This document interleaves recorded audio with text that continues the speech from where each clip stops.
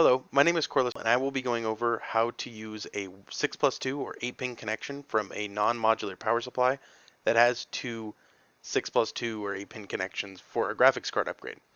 Now, this video isn't to show you how to install or upgrade a graphics card or figuring out the power requirements. There's a lot of great videos out there for just about every graphics card in build. This video is simply to show you how to use one cable from your power supply if it has two, if you're not looking to upgrade or swap power supplies. First is a look at the connections on the old graphics card that we're coming from.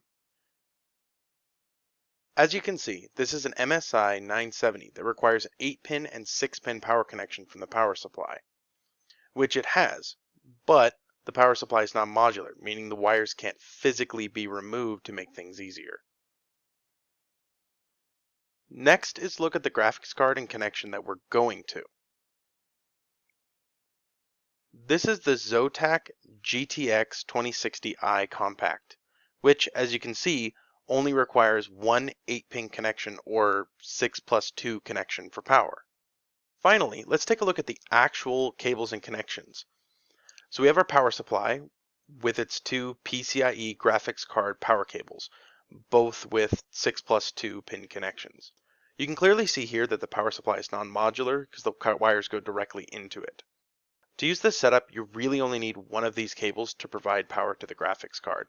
Each of the two 6+2 cables are identical with 3 yellow wires that provide your power in and the black cables providing your ground. The 2 extra black cables are both ground and they are just a safety measure in protecting the graphics card, ensuring it doesn't overload while it gets enough power. The 2 blocks clip together on the side to create the 8-pin connection requirement that you just plug directly into your graphics card. We see this light turn on, and that shows us that the motherboard has power, which is good because the graphics card gets about an approximately max of 75 watts from its direct connection to the motherboard here.